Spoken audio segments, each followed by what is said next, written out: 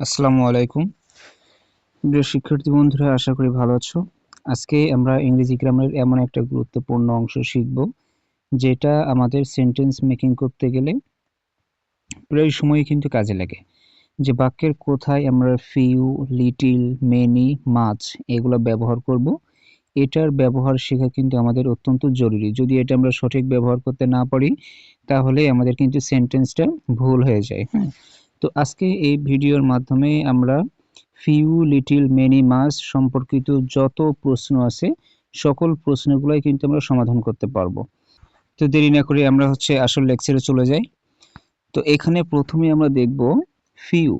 ফিউটা মূলত কি? এটা হচ্ছে যে কাউন্টেবল নাউন এর সাথেই বসে, অর্থাৎ আমাদের যে এখানে কাউন্টেবল নাউন থাকবে ওই কাউন্টেবল নাউনের পূর্বে আমরা ফিউটা বসাবো। এখন যে কাউন্টেবল নাউনটা থাকবে ওই কাউন্টেবল নাউনটা অবশ্যই প্লুরাল ফর্মে থাকতে হবে, ঠিক আছে? আর যদি বলা হয় যে ফিউটা অর্থ কি, তাহলে আমরা বলবো ফিউ অর্থ হচ্ছে যে খুব অল্প বা প্রায় নেই বললেই চলে। হ্যাঁ, আচ্ছা, তো আশা করি এটা বুঝে গেছে। আমাদের এখানে একটা স্ট্রাকচার দেওয়া আছে যে ফিউ প্লাস প্লুরাল নাউন, অর্থাৎ আমরা যখন ফিউটা বসাবো গ্যাপের ক্ষেত্রে ওইটার পরে আমাদেরকে দেখতে হবে যে নাউনটা আছে ওই নাউনটা প্লুরাল ফর্মে আছে কিনা। যদি প্লুরাল ফর্মে থাকে তাহলে আমরা সেখানে ফিউটা ব্যবহার করতে পারবো। তো এখন আমরা কয়েকটা উদাহরণ দেখি। প্রথম যে আমাদের উদাহরণটা আছে, ফিউ স্টুডেন্টস পাসড দি এক্সাম। তো আমাদের এখানে ফিউটা আমরা প্রথমে বসায় রাখছি, কিন্তু আসল ঘটনা হচ্ছে যে এখানে যে আমাদের স্টুডেন্টসটা আছে এই স্টুডেন্টস কিন্তু প্লুরাল নাউনে আছে, তাই না? এইটা যেহেতু প্লুরাল নাউন আছে তাহলে এর পূর্বে যেটা আমরা বসাবো সেটা অবশ্যই কি নিতে হবে? ফিউ নিতে হবে, ঠিক আছে? তো এখন এখানে আমরা যদি বসাই তাহলে কি হবে? ফিউ স্টুডেন্টস পাসড দি এক্সাম, মানে খুব কম ছাত্র পরীক্ষায় পাশ করেছে, তাই না? আমরা এখানে তাহলে একটা জিনিস বুঝলাম কি, যদি আমরা ফিউ বসাইতে চাই, ফিউ বসাইলে আমরা একটা বিষয় মাথায় রাখবো যে ফিউটা ব্যবহার করবো এটা হচ্ছে খুবই অল্প বোঝাবে, এবং আমরা এখানে যে নাউনটা ব্যবহার করব সেই নাউনটা যেন অবশ্যই প্লুরাল ফর্মে হয়। এরপর আমরা এখানে আর একটা উদাহরণ দেখি, হি হ্যাজ ফিউ ফ্রেন্ডস, মানে হচ্ছে কি তার যে খুব কম বন্ধু আছে, তাই না? বা তার বন্ধু নেই বললেই চলে।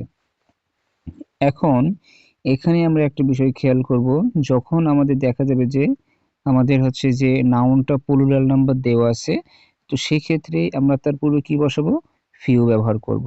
যখনই দেখব আমাদের যে শেষে যে নাউনটা আছে নাউনটা যদি প্লুরাল নাম্বার হয় তাহলে আমরা ওইটার পূর্বে যে কোয়ান্টিফায়ারটা ব্যবহার করব, অর্থাৎ ফিউ, লিটিল, মেনি, মাচ এর মধ্যে যাকে নিব সেক্ষেত্রে অবশ্যই আমরা ফিউটাকেই গ্রহণ করব। কারণ ফিউটা কি বোঝায়? ফিউটা খুবই কম বোঝায়, কিন্তু খুবই কম বোঝালেও এইখানে যে নাউনটা থাকবে নাউনটা হইতে হবে কি কাউন্টেবল, এবং কাউন্টেবল হওয়ার পরেও আমাদের আরো একটা বিষয় লক্ষ্য রাখতে হবে, দেখতে হবে যে সেটা আমাদের প্লুরাল ফর্মে আছে কিনা। যদি প্লুরাল ফর্মে থাকে তাহলে আমরা নির্দ্বিধায় সেখানে ফিউটা ব্যবহার করতে পারবো। এরপরে আমরা যেটা দেখব সেটা হচ্ছে লিটিল। এখানে আমরা আরেকটা বিষয় বলে রাখি, লিটিল যখন আমরা ব্যবহার করব লিটিলটা সব সময় কিন্তু আনকাউন্টেবল নাউনের পূর্বে কিন্তু ব্যবহার করতে হবে। অর্থাৎ লিটিলটা কোথায় ব্যবহার করব? লিটিলটা অবশ্যই আনকাউন্টেবল নাউনের পূর্বে বসবে, এবং পূর্বে যখন বসবে তখন এই লিটিলটা আমাদের কি হবে? এটা একটা নেগেটিভ অর্থ প্রকাশ করবে। যেমন এইটাও আমাদের কিন্তু খুব অল্প, মানে লিটিলের অর্থটাও কিন্তু খুব অল্প, কিন্তু বাক্যে যে সেন্সে বসবে সেটা যে অবশ্যই নেগেটিভ অর্থ প্রকাশ করবে।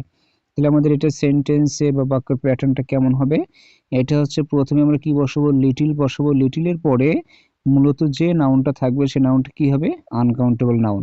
তার মানে যখন আমরা একটা বাক্য সাজাবো বা বাক্য লিখবো তখন আমরা লিটিল ব্যবহার করলে তারপরে নাউন হিসেবে কাকে নিয়ে আসবো? আনকাউন্টেবল। আনকাউন্টেবল নাউনকেই কিন্তু ব্যবহার করব। আবার পরীক্ষায় যদি আমরা দেখি যে যে কখন এমন একটা গ্যাপ দিয়ে দেয়, যেভাবে আমাদের চাকরির পরীক্ষাগুলোতে প্রশ্ন এসে থাকে বা অ্যাডমিশন পরীক্ষাগুলোর প্রশ্ন এসে থাকে, যেমন গ্যাপ দেওয়া আছে, গ্যাপের পরে আমাদের একটা আনকাউন্টেবল নাউন দেওয়া আছে, তাহলে ওই আনকাউন্টেবল নাউনের পূর্বে আমরা যাকে ব্যবহার করব সেটা অবশ্যই লিটিল হবে, এবং এইখানে পুরো যে মিনিংটা প্রকাশ করবে সেটা একটা নেগেটিভ অর্থ। তো নিচে আমরা যদি উদাহরণটা লক্ষ্য করি তাহলে দেখতে পাই, আচ্ছা এখানে প্রথম যে আমাদের উদাহরণটা দেওয়া আছে সেটা হচ্ছে কি, there is little water in the বোতল। আচ্ছা এখানে আমরা একটা কথা বলে রাখি, তারপরে 2 নম্বর উদাহরণ কি আছে, হি হ্যাজ লিটল মানি। তো এখানে আমাদের প্রথম যে কথা, এখানে there is dash water in the বোতল। তো আমরা এখানে এই যে ওয়াটার যেটা আছে, ওয়াটারটা হচ্ছে কি, ওয়াটারটা হচ্ছে আনকাউন্টেবল নাউন, তাই না? তো ওয়াটার যদি আনকাউন্টেবল নাউন হয় তাহলে তার পূর্বে আমরা কি বসাবো, অবশ্যই লিটল বসাবো, তাই না? আচ্ছা এখানে আমাদের যে ওয়াটারটা ব্যবহার করা হয়েছে, আমরা জানি এই ওয়াটারটা হচ্ছে আনকাউন্টেবল নাউন। এখন এটা আনকাউন্টেবল নাউন হওয়ার কারণে তার পূর্বে আমরা কি করব, ফিউ অথবা লিটলের মধ্যে কাকে ব্যবহার করব, অবশ্যই লিটল ব্যবহার করব। এখন এটা যদি বাংলা অনুবাদ করি তাহলে কি হবে, there is little water in the বোতল, তার মানে যে বোতলটা আছে, বোতলে খুবই সামান্য পরিমাণ পানি আছে, অথবা বোতলে পানি নেই বললেই চলে। হ্যাঁ, যখন আমরা লিটল ব্যবহার করব তখন ওই বাক্যের পুরো মিনিংটা কিন্তু কি, নেগেটিভ অর্থ প্রকাশ করবে। এরপরে 2 নম্বর যে উদাহরণটা আছে, হি হ্যাজ লিটল মানি। তো পরীক্ষায় আমাদের মূলত কেমন আসবে, হয় লিটলের এখানে গ্যাপ থাকবে অথবা মানির এখানে গ্যাপ থাকবে। যদি লিটলের এখানে গ্যাপ থাকে তাহলে আমরা কি করব, তারপরে যে নাউনটা নিব, নাউনটা অবশ্যই কি হইতে হবে, আনকাউন্টেবল নাউন হইতে হবে। এখানে যে নাউন মানি ব্যবহার করা হয়েছে, এই মানিটা কিন্তু আনকাউন্টেবল নাউন। মানি কেন আনকাউন্টেবল নাউন, এইটার উপরে আমরা কিন্তু ইতিমধ্যে একটা ভিডিও আপলোড করেছি। তো এটা নিয়ে কনফিউশন থাকলে ভিডিওটি দেখে আসার অনুরোধ রইল। কিন্তু এখানে কথা হচ্ছে যে মানে যেহেতু আমাদের আনকাউন্টেবল নাউন, তাহলে তার পূর্বে আমরা কোয়ান্টিফায়ার হিসেবে যাকে ব্যবহার করব সেটা কি হয়ে যাবে, সেটা হচ্ছে অবশ্যই লিটল হবে। সুতরাং যখনই আমরা আনকাউন্টেবল নাউনের পূর্বে গ্যাপ পাবো এবং ওই নাউনটার পূর্বে আমরা যদি হচ্ছে যে একটা কোয়ান্টিফায়ার ব্যবহার করি, যেমন লিটিল, তারপরে ফিউ, তারপরে মেনি বা মাছ, এরকম যদি কোনো কিছু ব্যবহার করার প্রয়োজন হয় তাহলে আমরা অবশ্যই কি ব্যবহার করব, লিটিল ব্যবহার করব। আচ্ছা হি হ্যাজ লিটিল মানি, তার মানে কি, তার মানে হচ্ছে যে তার কাছে মানি বা টাকা নেই বললেই চলে, বা খুবই সামান্য পরিমাণে আছে। হ্যাঁ, এটাই। এরপরে যেটা আমরা আলোচনা করব সেটা হচ্ছে মেনি। মেনিটা হচ্ছে আমাদের কি হবে, মেনিটা কাউন্টেবল নাউন এর সাথেই বসবে, তাই না? তার মানে যেখানে আমাদের কাউন্টেবল নাউন বসবে, কাউন্টেবল নাউনের পূর্বে আমরা হচ্ছে মেনিটা ব্যবহার করব।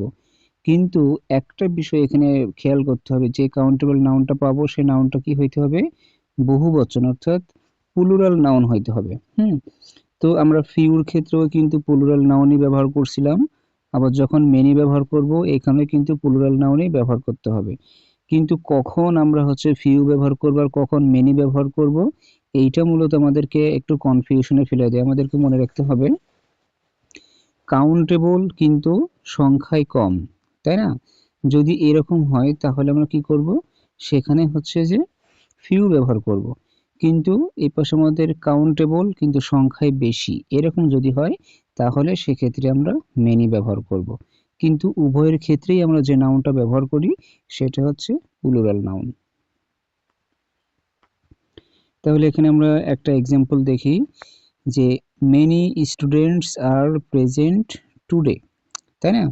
এখানে আমাদের তারপরে পরের উদাহরণটা কি আছে, হি হ্যাজ মেনি বুকস। আচ্ছা তার অনেকগুলা বই আছে, বা হচ্ছে যে many students are present today, আজকে অনেক শিক্ষার্থী উপস্থিত, তাই না? এখন এখানে আমাদের যেমন প্রথমে বলা আছে, যেমন এখানে আমাদের প্রথমে বলা আছে এই যে স্টুডেন্টস, স্টুডেন্টসটা অবশ্যই কাউন্টেবল নাউন এবং প্লুরালেই কিন্তু দেওয়া আছে, তাই না? তো যেহেতু প্লুরালে দেওয়া আছে এবং কাউন্টেবল, সেক্ষেত্রে আমরা তার পূর্বে কি বসাবো, অবশ্যই মেনি বসাবো।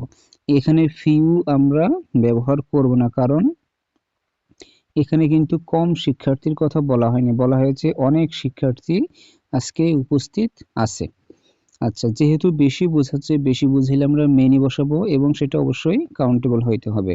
আবার এখানে আমরা একটা দেখি যে এখানে যে বুকসটা আছে, বুকসটা কি, বুকসটাও কিন্তু কাউন্টেবল নাউন, কিন্তু কোন ফর্মে আছে, প্লুরালে আছে। তাহলে তার পূর্বে আমরা কি বসাবো, অবশ্যই মেনি বসাবো। তাহলে আমাদের কিন্তু মেনির ব্যবহারটাও হয়ে গেল। এরপর আমরা যে টপিকসটা আলোচনা করব সেটা হচ্ছে যে মাস। তাহলে মাসটা আমরা কখন ব্যবহার করব? মাসটা অবশ্যই আনকাউন্টেবল নাউনের সাথে বসে। সাথে বলতে অবশ্যই আমাদের যেখানে আনকাউন্টেবল নাউন দেওয়া থাকবে এই আনকাউন্টেবল নাউনের পূর্বেই কিন্তু আমরা মাস বসাবো। কিন্তু আমাদেরকে লক্ষ্য রাখতে হবে ওই যে বাক্যটা দেওয়া আছে ওই বাক্যটা দ্বারা অনেক অনেক পরিমাণ এরকম কোনো কিছু বোঝাচ্ছে কিনা। যদি অনেক বোঝায় সেক্ষেত্রে আমরা অবশ্যই মাস ব্যবহার করব। যেমন মেনি দ্বারাও কিন্তু অনেক বোঝানো হয়েছিল, এখানে মাস দ্বারাও কিন্তু অনেক বোঝানো হচ্ছে, কিন্তু যখন কাউন্টেবল ছিল এবং সংখ্যায় অধিক ছিল তখন কিন্তু আমরা মেনি ব্যবহার করেছি।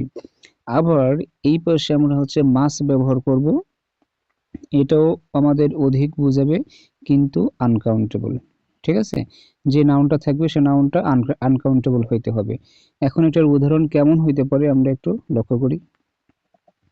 যেমন মাস টাইম ইজ ওয়েস্টেড।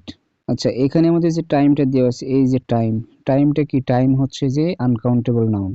তাহলে এটা যদি আনকাউন্টেবল নাউন হয় তাহলে তার পূর্বে আমরা কি বসাবো? মাস বসাবো। কেন মাস বসাবো?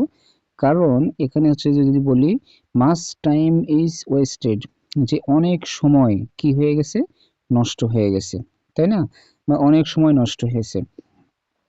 এখন টাইমটা যেহেতু আনকাউন্টেবল এবং যে সময়ের কথাটা বলা হচ্ছে এইটা আমাদের সংখ্যায় কিন্তু অধিক পরিমাণ বোঝানো হচ্ছে। এই কারণে তার পূর্বে আমরা কি করব? মাস ব্যবহার করব। কারণ টাইম যেহেতু গণনা করা যায় না বা এখানে হচ্ছে এটা আনকাউন্টেবল হিসেবে বসছে, সেক্ষেত্রে আমরা অবশ্যই মাস ব্যবহার করব। এরপরে 2 নম্বর যে উদাহরণটা আছে, আই ডোন্ট হ্যাভ মাস মানি। এই যে এখানে যে মানিটা আছে, মানিটা কি? অবশ্যই আনকাউন্টেবল নাউন। তো এইটা আনকাউন্টেবল হওয়ার কারণে এর পূর্বে আমরা কি ব্যবহার করব? মাস ব্যবহার করব। কারণ আই ডোন্ট হ্যাভ মাস মানি, যে আমার কাছে পর্যাপ্ত পরিমাণ টাকা নাই। আচ্ছা, তাহলে এখন আমরা যে কথাগুলো বললাম বা হচ্ছে যে ফিউ, লিটিল, মেনি, মাচ এগুলো নিয়ে আমরা যে আলোচনা করেছি সেটার যদি সারমর্ম আমরা এক কথায় বলতে যাই তাহলে আমরা কি করব? ফিউ দ্বারা আমাদের কি হবে? মানে খুবই অল্প বা প্রায় নেই বললেই চলে। লিটিল দ্বারাও আমাদের সেম জিনিসটাই প্রকাশ করবে, কিন্তু সেটা কি হবে? নেগেটিভ অর্থ প্রকাশ করবে, তাই না? আর হচ্ছে মেনি, মাস দুইটাই আমাদের অধিক পরিমাণের ক্ষেত্রে ব্যবহার করা হয়, কিন্তু এখানে মেইন ফ্যাক্টর হিসেবে কাজ করে যে আমরা মেনিটা ব্যবহার করি কাউন্টেবলের পূর্বে আর হচ্ছে যে মাস ব্যবহার করি আনকাউন্টেবল নাউনের পূর্বে। তো আশা করি ফিউ, লিটিল, মেনি, মাস সম্পর্কিত আমাদের যে আজকের লেকচারটি ছিল এই লেকচারটি হচ্ছে যে সবাই বুঝতে পেরেছো। আর এরপরে যদি কোনো সমস্যা থাকে তাহলে আমরা আবার পুনরায় এটার উপরে ভিডিও দেওয়ার চেষ্টা করব। ধন্যবাদ।